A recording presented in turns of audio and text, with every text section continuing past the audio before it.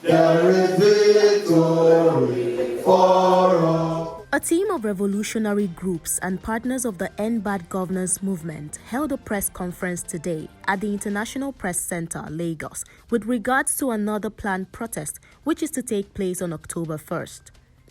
The team comprised major groups such as the Movement for Fundamental Change, Youth Rights Campaign, Joint Action Front, Movement for African Emancipation, Education Rights Campaign, as well as the Pan-African Consciousness Renaissance. This is coming after a series of events occurred as a result of the End Bad Governance protest in August, some of which include the arrest of over 100 protesters. Dear media compatriots, we urge the Nigerian working people, the youth, and the poor to come out en masse in peaceful protest on October 1st, 2024, a day of national survival. We would like to commence this press conference by expressing our profound gratitude to the ladies and gentlemen of the press for your role in standing by and reporting the truth during the August 1 to 10 End Bad Governance protest. The press conference was chaired by the National Coordinator of the Education Rights Campaign, Hassan Soweto, who alongside top revolutionary leaders from other movements explained reasons behind a second nationwide protest. We of the End Bad Governance movement have decided to declare October 1st, 2024 as a National Day of Survival.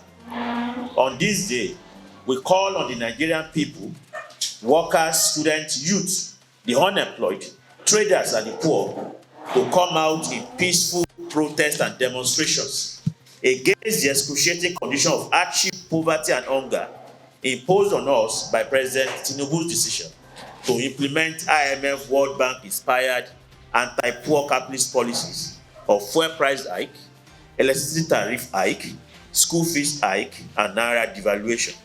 We also call on the Nigerian people to utilize this day to demand with one voice the immediate and unconditional release of all EndSARS and all End Bad Governance protesters in police and prison custodies, as well as freedom for detained journalists, whistleblowers, activists, and all victims of state repression.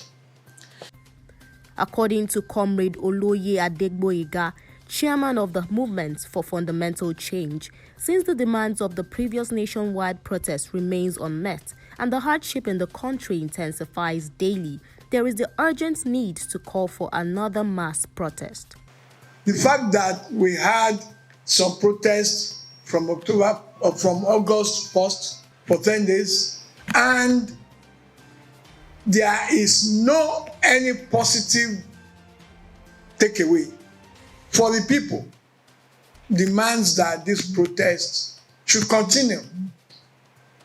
Because I heard the Vice President at the United Nations Assembly saying, when democracy fails, the people will react, the people will complain, the people will protest. So if our Vice President can go to the United Nations to say that, why should protesters be hoodwinked into prison in Nigeria?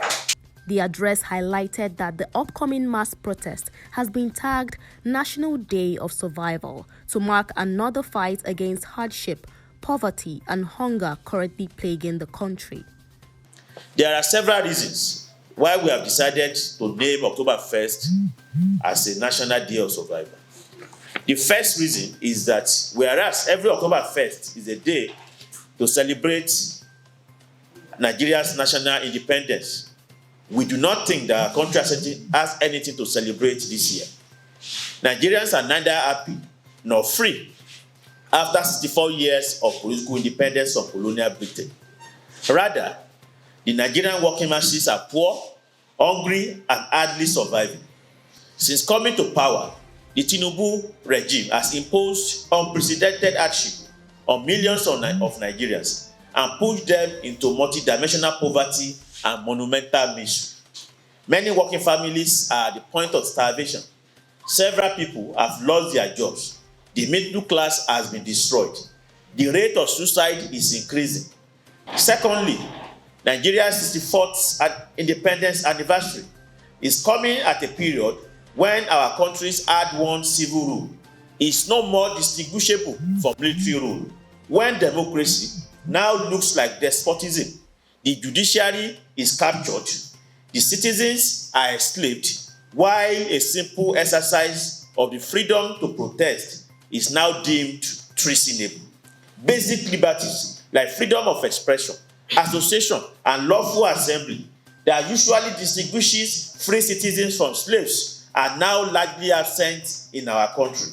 For instance, 10 young Nigerians and activists have been charged with treason and may face the death penalty if found guilty just because they displayed placards saying "End Bad Government" during the End Bad Governance protest in August. Also, despite that the Federal High Court in Abuja gave them bail since 11 September, a majority of the activists continue to languish in Kuje prison, where they are being held due to the onerous conditionalities attached to their bail. So, in a sense, Nigerians are not much better. Nigerians are not much better off today than the days of military dictatorship. And this is why we believe that October 1st should be a day for the Nigerian people to collectively demand an end to attack on democratic rights and criminalization of protest. The press conference concluded with details of the scheduled protest properly communicated to the public, as well as an urgent plea for all concerned Nigerians to join in the demonstration. The address was also used as a medium to inform the government to urgently attend to the demands already made, while calling on the security forces to provide adequate protection for the demonstrators during the course of the protest. The date of our action is Tuesday, 1st October 2024. The takeoff point is Ikeja under bridge, and the time is 7:30 a.m. By this announcement, we are informing the Commissioner of Police, Lagos State, of our planned October action. We are also, by this means, informing the police of its obligation under Section 83, subsection 4 of the Police Establishment Act 2020, which imposes a duty on the Nigerian police force to provide adequate security for citizens who may wish to participate in public meetings, rallies, and protests. We hereby call on the Nigerian people, progressive organizations, community groups, trade unions, student unions, youth groups to come out massively on October 1st in peaceful protest and demonstration. The October 1st action is a warning, and also it is an urgent cry to the Tinubu administration to address our demands immediately. Unless these demands are met, more protests will definitely follow the National Day of Survivor on October 1st. The Guardian Nigeria will continue to bring you the latest updates on happenings around the country. Stay tuned.